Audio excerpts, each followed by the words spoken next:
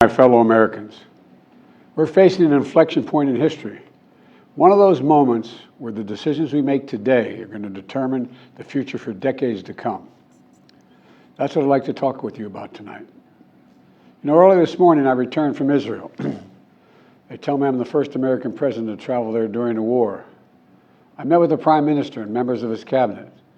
And most movingly, I met with Israelis who had personally lived through horrific horror of the attack by Hamas on the 7th of October. More than 1,300 people slaughtered in Israel, including at least 32 American citizens. Scores of innocents, from infants to the elderly grandparents. Israelis, Americans taken hostage. As I told the families of Americans being held captive by Hamas, we're pursuing every avenue to bring their loved ones home. As president, there is no higher priority for me than the safety of Americans held hostage.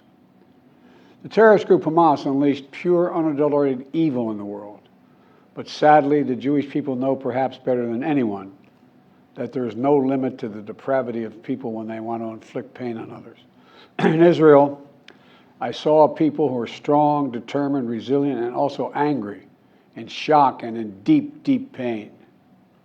I also spoke with President Abbas, the Palestinian Authority, and reiterated that the United States remains committed to the Palestinian people's right to dignity and to self-determination.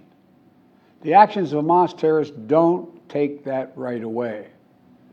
Like so many other, I'm heartbroken by the tragic loss of Palestinian life, including the explosion at the hospital in Gaza, which was not done by the Israelis.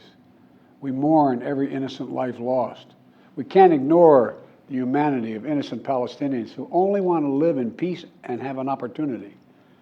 The assault on Israel echoes nearly 20 months of war, tragedy, and brutality inflicted on the people of Ukraine, people that were very badly hurt since Putin launched his all-out invasion.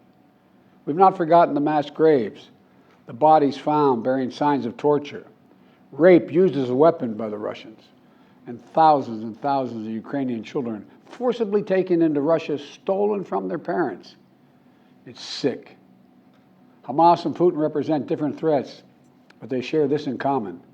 They both want to completely annihilate a neighboring democracy, completely annihilate it. Hamas' stated purpose for existing is the destruction of the state of Israel and the murder of Jewish people. Hamas does not represent the Palestinian people. Hamas uses Palestinian civilians as human shields, and innocent Palestinian families are suffering greatly because of them. Meanwhile, Putin denies Ukraine has or ever had real statehood. He claims the Soviet Union created Ukraine.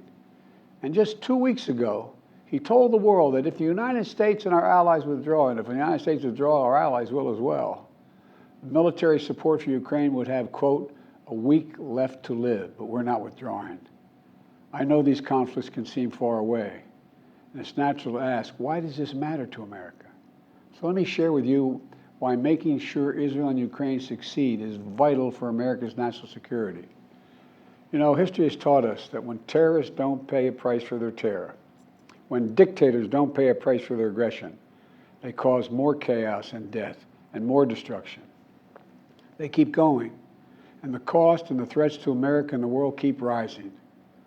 So if we don't stop Putin's appetite for power and control in Ukraine, he won't limit himself just to Ukraine. Putin's already threatened to remind Poland that their Western land was a gift from Russia. One of his top advisors, a former president of Russia, has called Estonia, Latvia, and Lithuania Russia's Baltic provinces. These are all NATO allies. For 75 years, NATO has kept peace in Europe and has been the cornerstone of American security. And if Putin attacks a NATO ally, we will defend every inch of NATO which the treaty requires and calls for. We'll have something that we do not seek. Make it clear, we do not seek. We do not seek to have American troops fighting in Russia or fighting against Russia. Beyond Europe, we know that our allies, and maybe most importantly our adversaries and competitors, are watching. They're watching our response in Ukraine as well. And if we walk away and let Putin erase Ukraine's independence, would-be aggressors around the world would be emboldened to try the same. The risk of conflict and chaos could spread in other parts of the world, in the Indo-Pacific, in the Middle East, especially in the Middle East. Iran is supporting Russia in Ukraine, and is supporting Hamas and other terrorist groups in the region, and will continue to hold them accountable, I might add. The United States and our partners across the region are working to build a better future for the Middle East. One where the Middle East is more stable, better connected to its neighbors, and through innovative projects like the India-Middle East-Europe Rail Corridor that I announced this year at the summit of the world's biggest economies. More predictable markets, more employment, less rage, less grievances, less war when connected. It benefits the people, it would benefit the people of the Middle East and would benefit us. American leadership is what holds the world together. American alliances are what keep us, America, safe. American values are what make us a partner that other nations want to work with. To put all that at risk, if we walk away from Ukraine, if we turn our backs on Israel, it's just not worth it. That's why tomorrow I'm going to send to Congress an urgent budget request to fund America's national security needs, to support our critical partners, including Israel and Ukraine. It's a smart investment that's going to pay dividends for American security for generations. Help us keep American troops out of harm's way. Help us build a world that is safer, more peaceful, more prosperous for our children and grandchildren. In Israel, we must make sure that they have what they need to protect their people today and always. The security package I'm sending to Congress and asking Congress to do is an unprecedented commitment to Israel's security that will sharpen Israel's qualitative military edge, which we've committed to, the qualitative military edge. We're going to make sure Iron Dome continues to guard the skies over Israel.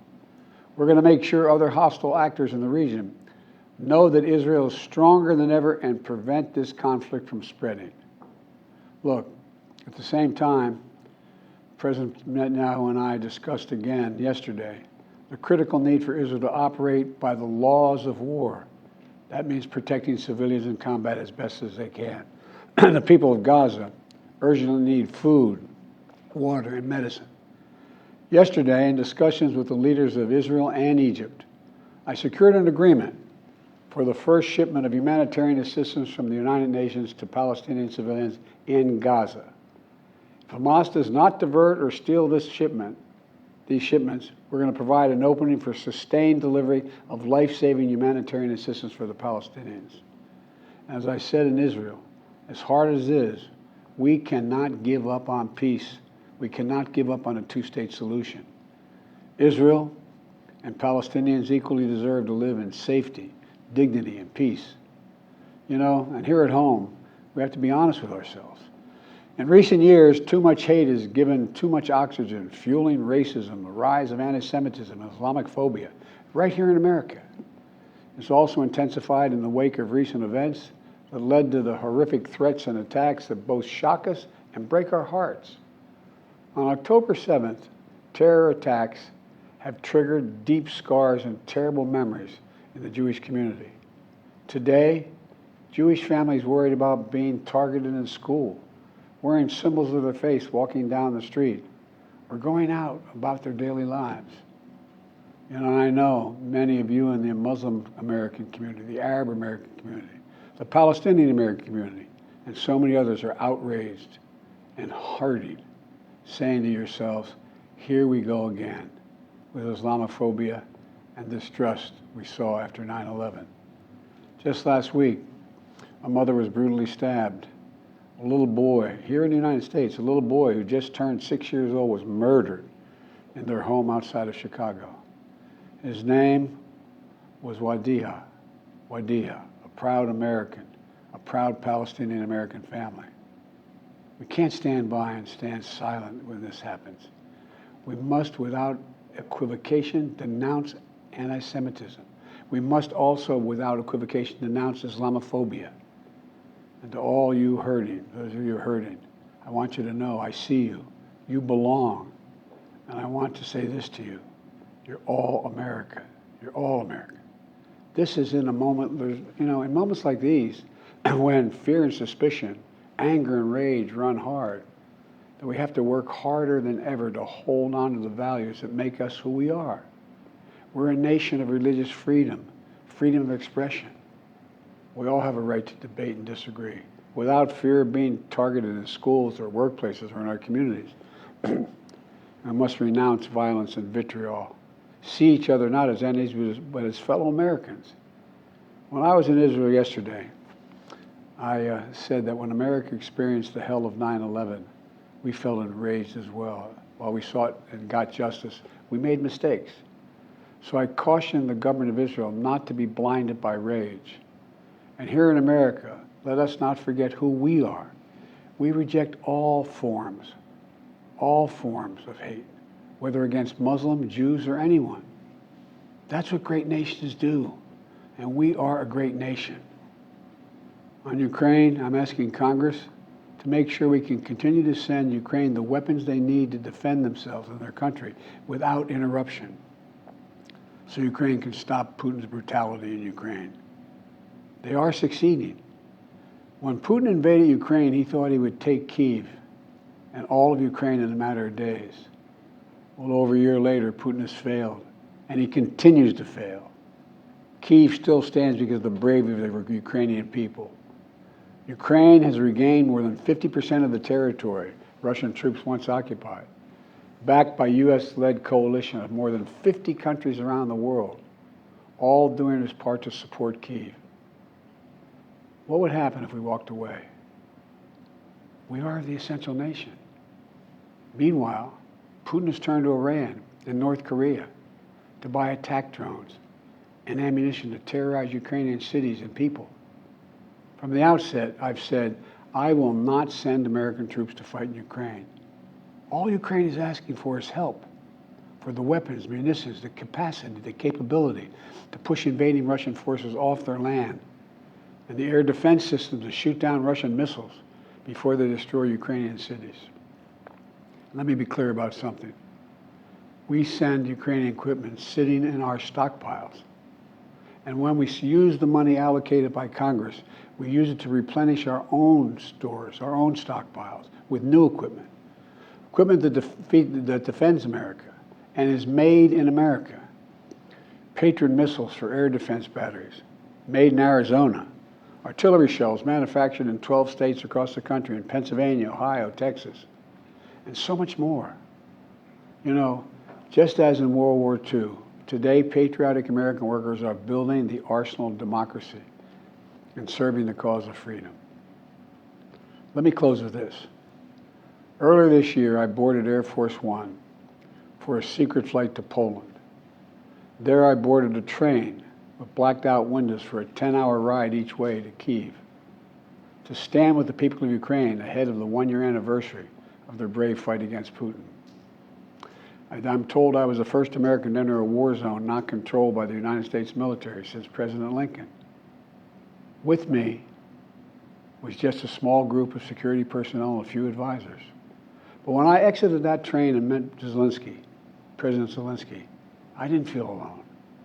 I was bringing with me the idea of America, the promise of America, to the people who are today fighting for the same things we fought for 250 years ago: freedom, independence, self-determination. And as I walked through Kyiv with President Zelensky, with air raid sirens sounding in the distance, I felt something I've always believed, more strongly than ever before. America is a beacon to the world. Still. Or as my friend Madeleine Albright said, the indispensable nation. Tonight there are innocent people all over the world who hope because of us, who believe in a better life because of us, who are desperate not to be forgotten by us, and who are waiting for us.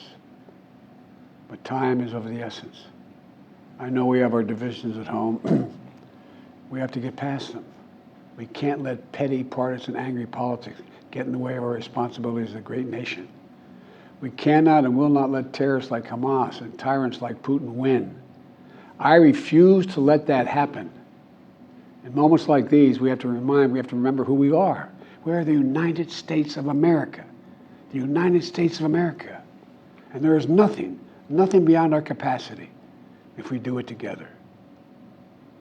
My fellow Americans, thank you for your time. May God bless you all, and may God protect our troops.